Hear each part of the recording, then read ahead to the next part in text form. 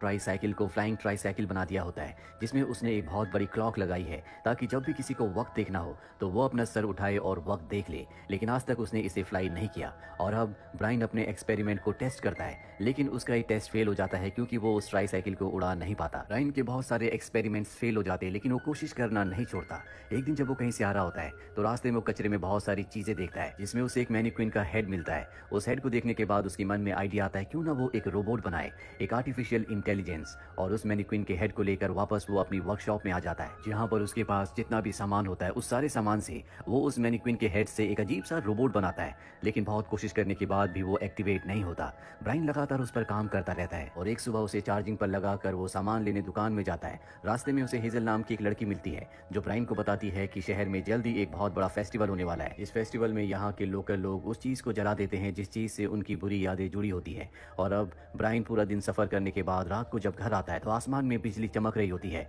और तभी उसकी नजर घर के बाहर जाती है, जहां पर वो देखता है कि जो रोबोट उसने बनाया था वो वर्कशॉप के बाहर डरा डरा घूम रहा होता है क्योंकि आसमान में बिजली चमक रही है। ब्रायन को ये देखकर बहुत खुशी होती है कि जो रोबोट उसने बनाया था अब वो पूरी तरह से एक्टिवेट हो चुका है। वो रोबोट को अपने घर के अंदर ले आता है। अब जब अगली सुबह वो उठता है तो देखता है कि रोबोट अपनी जगह पर नहीं है। वो उसे पूरे घर में ढूंढना शुरू कर देता है और तभी उसका रोबोट उसके सामने आता है, जिसके हाथ में इंग्लिश डिक्शनरी होती है, यानी कि उसने इंग्लिश लैंग्वेज को सीख लिया है, इसलिए वो ब्रायन से बात कर सकता है। ब्रायन उसे बताता है कि मैंने पूरे 72 घंटे लगाकर तुम्हें बनाया है। दरअसल इस रोबोट का जो धड़ होता है वो आधा वॉशिंग मशीन से बना हुआ है। और अब ब्रायन इसे एक नाम भी देता है जो होता है चार्ल्स। रोबोट अपना नाम पाकर बहुत खुश होता है। इसके बाद ब्रायन रोबोट को यानी कि चार्ल्स को बाहर ले जाता है और अपनी प्रॉपर्टी दिखाता है। तभी चार्ल्स देखता है कि पेड़ के ऊपर कुछ क्रोज हैं जिन्हें देखकर वो डर जाता है, पर ब्रायन उसे समझाता है कि ये सिर्फ पक्षी हैं, ये तुम्हें कोई भी नुकसान नहीं पहुंचाएंगे। चार्ल्स ब्रायन से पूछता है क्या ये दुनिया इतनी है?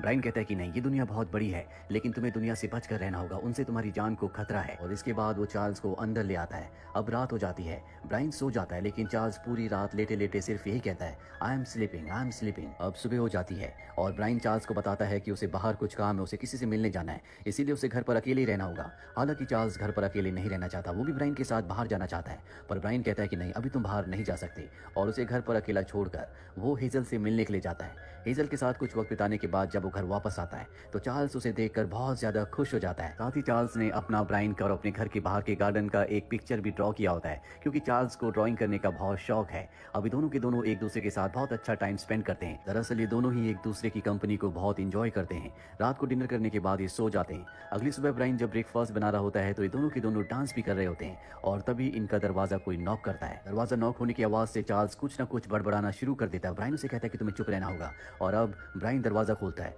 बाहर एक आदमी होता है जो यहाँ पर मीटर रीडिंग लेने के लिए आया होता है। ब्रायन कहता है कि तुम बाद में आ जाना। वो आदमी कहता है मैं बाद में आऊंगा तो उसके चार्जेस अलग से लगेंगे, इसीलिए ब्रायन उसे घर के अंदर लाता है। और अब ब्रायन चार्ल्स को देखता है जिसने अपना सर अपनी बॉडी के अंदर छुपा लिया होता है। इसके बाद वो आदमी मीटर रीडिंग लेता है और तभी उसकी नजर चार्ल्स पर जाती है। वो ब्रायन से पूछता है कि ये क्या है। वो बताता है कि ये खराब वॉशिंग मशीन है। वो आदमी उसके घर से चला जाता है। ब्रायन और चार्ल्स दोनों हमेशा एक दूसरे के साथ खेलते रहते हैं, ये अपने घर के बाहर घूमते भी हैं, साथ ही रात में पिलो फाइट भी करते हैं। अब एक दिन जब ब्रायन ने टीवी चलाया होता है तो उसमें एक आदमी एक कंट्री के बारे में कुछ बता रहा होता है। कंट्री के सीन्स भी वो आदमी दिखाता है जो कि बहुत ही खूबसूरत होते हैं और उन्हें देखने के बाद चार्ल्स कहता है कि मैं भी यहाँ पर जाना चाहता हूँ। ब्रायन चैनल चेंज कर देता है ताकि चार्ल्स का दिमाग ना घूमे। चार्ल्स को दुनिया देखने का बहुत शौक है, लेकिन ब्रायन नहीं चाहता कि वो बाहर जाए, क्योंकि अगर वो बाहर गया तो उसे रिसर्च के लिए लैब में ले जाया जाएगा और वो ब्रायन से अलग हो जाएगा।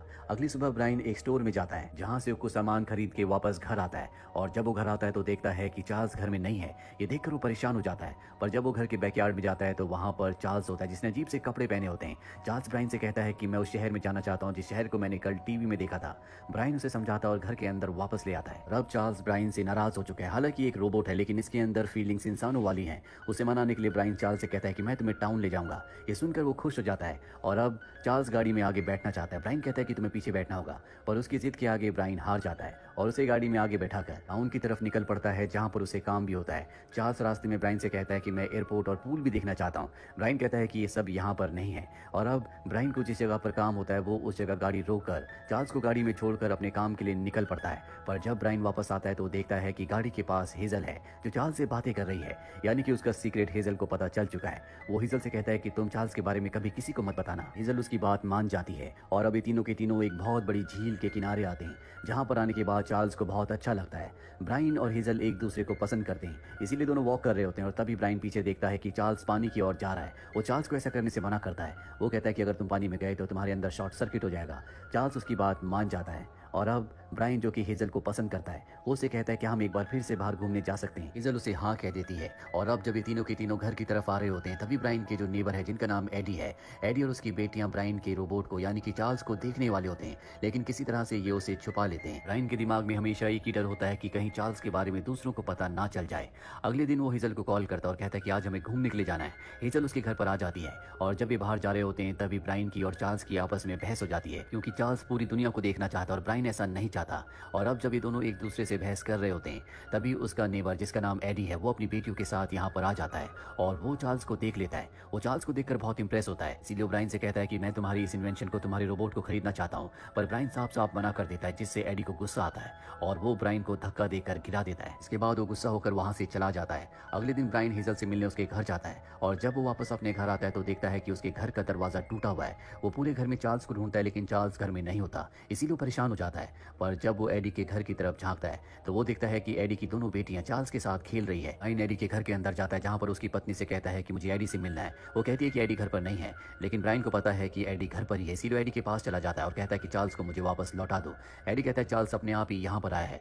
ब्रायन देखता है कि एडी चार्ल्स से बहुत भारी काम करवा रहा होता है। चार्ल्स की हालत बहुत ज्यादा खराब होती है और जब ब्रायन चार्ल्स के पास जाता है तो चार्ल्स कहता है कि मैं घर वापस आना चाहता हूँ। ब्रायन एडी की इजाजत के बिना उसे नहीं ले जा सकता, क्योंकि एडी एक ताकतवर इंसान है जिससे ब्रायन डरता है। एडी की दोनों बेटियां भी यहाँ पर आ जाती है, जिनसे ब्रायन को पता चलता है कि अगली रात को जो फेस्टिवल होने वाला है, जिसमें हर इंसान अपनी उस चीज को जला देता है जो उसे तकलीफ देती है, एडी उसके रोबोट को यानी कि चार्ल्स को भी जलाने वाला है। ये सुनकर ब्रायन परेशान हो जाता है। वो हेजल के साथ घर आता है। हेजल ब्रायन को जब दुखी देखती है तो कहती है कि मुझे तुम पर गर्व है, तुमने चार्ल्स को बनाया, हमें हिम्मत नहीं हारनी चाहिए, हमें एडी का सामना करना चाहिए। और इसके बाद ये एक गन बनाते हैं, जो कि एक कैबेज गन होती है, ताकि ये एडी का सामना कर सके। अब अगली रात को ब्रायन और हेजल उस फेस्टिवल में जाते हैं जहाँ पर सब अपनी चीजों को जलाने वाले हैं। यहाँ पर एडी भी आता है, जो चार्ल्स को अपने साथ लाया होता है और चार्ल्स को वो सभी सामान के साथ रख देता है। इसके बाद उस सामान में आग लगाई जाती है, लेकिन ब्रायन बड़ी बहादुरी से चुपके से चार्ल्स को वहां से निकाल कर अपनी गाड़ी में ले आता है और जब वो अपनी गाड़ी से वहां से निकलने लगता है तो एडी उसे देख लेता है। एडी किसी भी कीमत पर चार्ल्स को खत्म करना चाहता है, उसे जलाना चाहता है, क्योंकि वो ब्रायन से नफरत करता है, लेकिन ब्रायन उसे अब लेकर निकल चुका है। एडी भी अपनी गाड़ी से उसका पीछा करता है।